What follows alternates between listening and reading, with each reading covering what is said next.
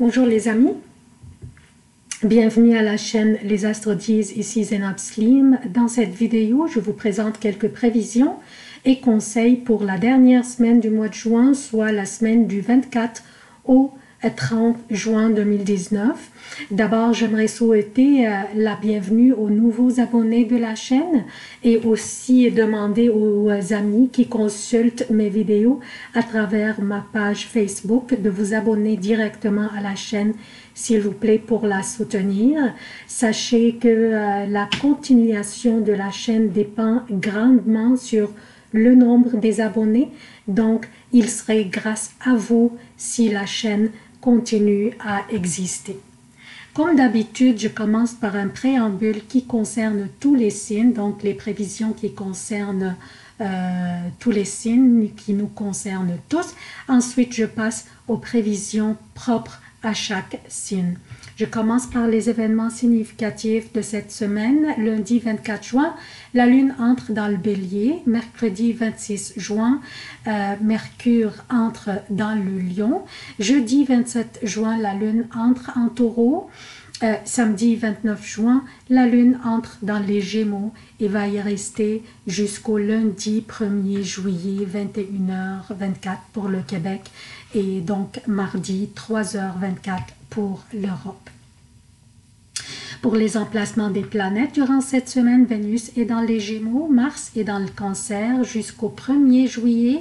Jupiter est à son domicile, le Sagittaire est rétrograde, Saturne est à son domicile Capricorne et rétrograde, Pluton est dans le Capricorne et rétrograde aussi, Uranus dans le Taureau, le Soleil dans le Cancer, Mercure est dans le Cancer et il restera jusqu'au 26 juin, puis entrera dans le Lion, Neptune est dans les Poissons et rétrograde.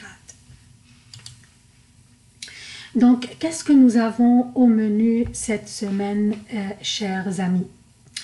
Je commence par le Soleil qui vient d'annoncer le début de l'été avec son entrée dans le Cancer.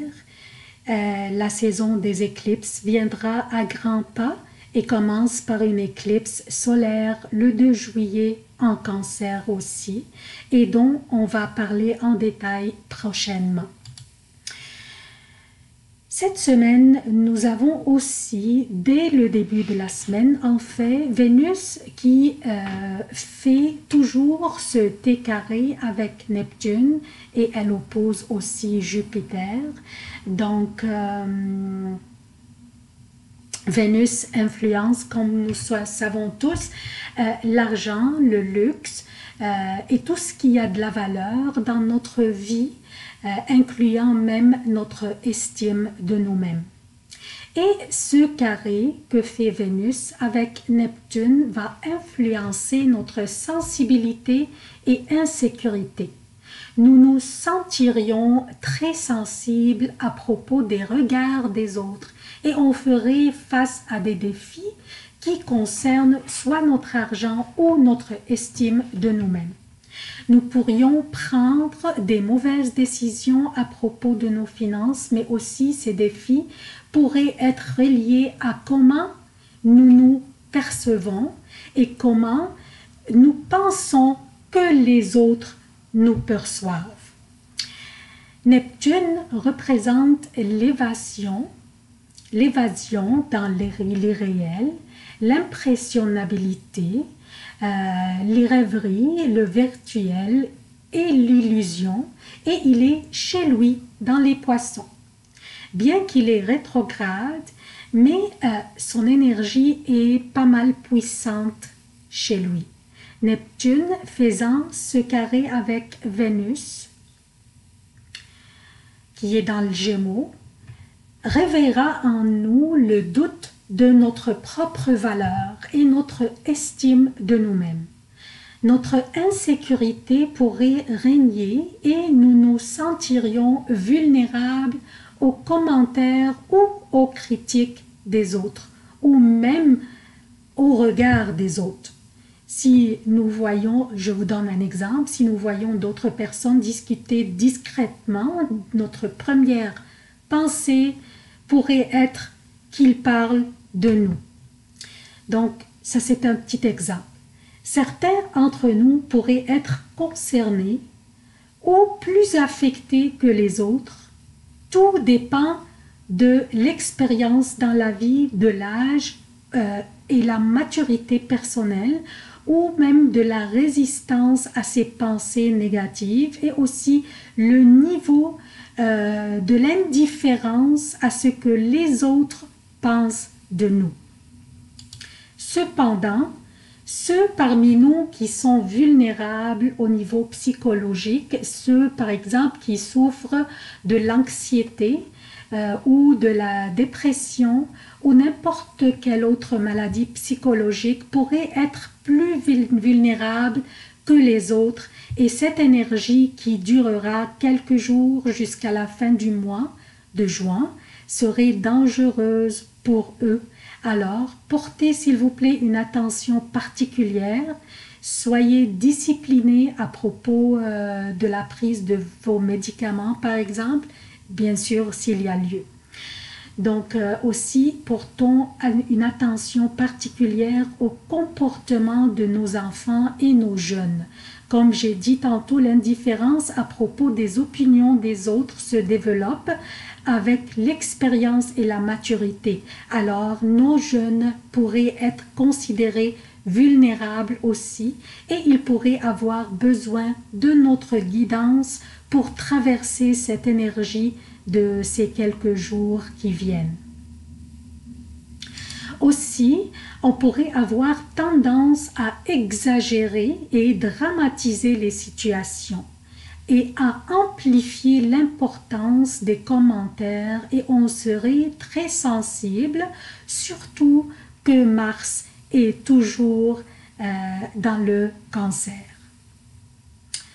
Un petit truc pourrait nous aider à surmonter des situations difficiles serait de prendre un petit recul, prendre un papier et un crayon et écrire ce que nous ressentons pendant, comme émotion négative, par exemple.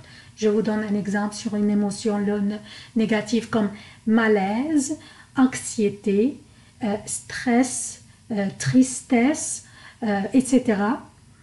Ensuite, analysons la situation en nous demandant quelle serait la raison qui engendre cette mauvaise émotion.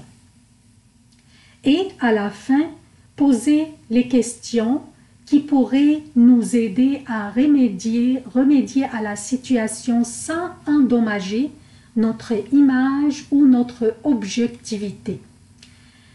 Les questions pourraient être: est-ce que c'est si grave? Serait-il utile de réagir d'une manière conflictuelle? Quelles seraient les conséquences si je réagissais de telle manière? Est-ce que les autres qui sont impliqués dans la situation sont vraiment mal intentionnés? Ou c'est moi qui amplifie la situation?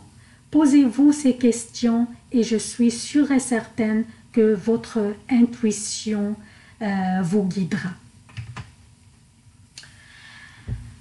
Donc,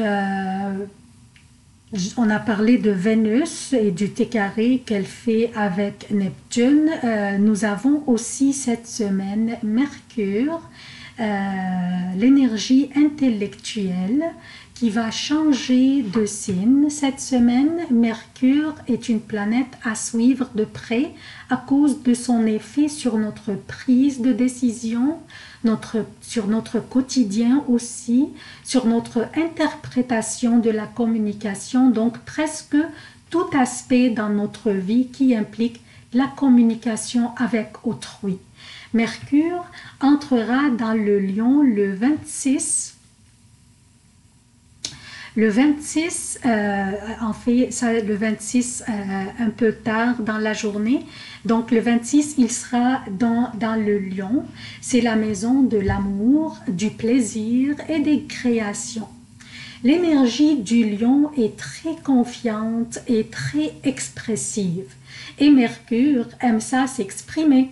Donc, une belle combinaison d'énergie et va nous rendre très expressifs et créatifs. C'est une très belle énergie pour les personnes qui travaillent dans le domaine de l'art et de la littérature. Donc, ce sont les événements les plus importants pour cette dernière semaine du mois de juin. On passe maintenant aux prévisions propres à chaque signe.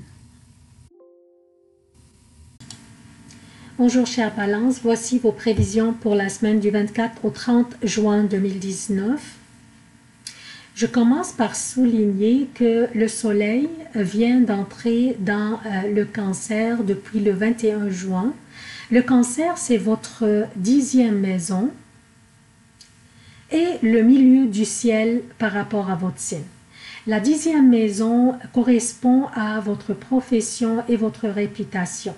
L'énergie du soleil dans cette maison est une énergie karmique qui est délicieuse pour ceux parmi vous qui travaillent fort pour atteindre leurs objectifs. Donc, cette énergie est là pour vous soutenir dans l'obtention des résultats et des fruits de votre travail et de vos efforts. Maintenant, pour les prévisions, je commence par lundi. Lundi, la lune passe la journée dans les poissons. Votre 6e maison est celle qui correspond à votre vie quotidienne, personnelle et professionnelle et votre santé et bien-être. Oui, c'est une journée chargée, lundi, mais fructueuse. Donc, vous roulez fort, mais vous avancez. Mardi, mercredi et jeudi jusqu'à 9h30 pour le Québec et mardi, mercredi et jeudi jusqu'à 15h30 pour l'Europe, la lune sera dans le Bélier, votre 7e maison, et elle vous oppose. Il y aurait de l'opposition dans l'air, chère Balance, et ça va être de la part d'une de vos relations professionnelles. Mardi, la lune fera un carré avec le soleil dans votre 10e maison, soit la maison de votre profession. Donc, quelqu'un pourrait soit critiquer la manière dont vous travaillez ou bien faire un commentaire que vous pourriez mal interpréter. Vous sentirez que l'ambiance est trop lourde pour la tolérer et vous pourriez souhaiter avoir une baguette magique pour vous faire disparaître. Mais ça ne fonctionne pas comme ça, chère Balance. La meilleure façon d'en sortir serait d'être objectif et ne pas prendre les choses personnelles. Et s'il y a lieu, trouvez des moyens pour améliorer votre rendement ou votre performance.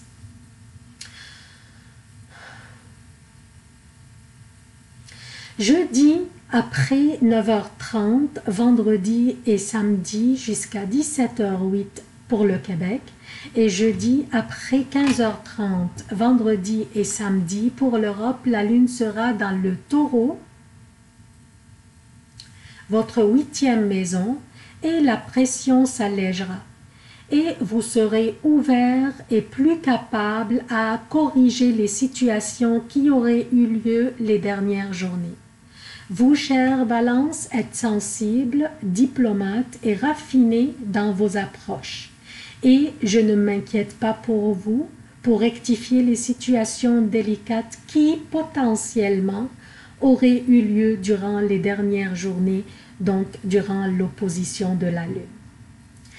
Samedi après 17h, dimanche et lundi 1er juillet pour le Québec et dimanche et lundi pour l'Europe, la lune sera dans les Gémeaux. Votre 9e maison et un signe d'air est très favorable pour vous et la chance vous sourira. Et là, vous aurez de nouveau votre confiance en vous et en vos capacités. Vous respirerez la joie de vivre et une belle vitalité vous habitera. Ne laissez aucun instant de cette période sans en profiter. C'est tout ce que j'ai pour vous, chère Balance. Je vous demande votre soutien de la chaîne. Activez les notifications, aimez, commentez et partagez les vidéos. Merci d'avoir consulté cette vidéo. Je vous aime beaucoup. À la prochaine.